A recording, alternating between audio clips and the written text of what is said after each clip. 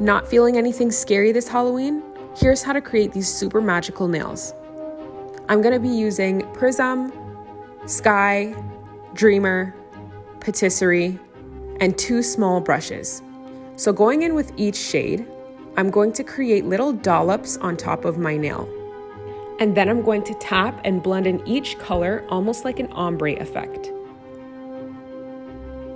Go ahead and repeat this on each nail, and feel free to add in more color if you feel like one nail has more than the other. And then I'm going to go in with Prism and pick up a little bit of the sparkle and tap it on the corners of each of my nail.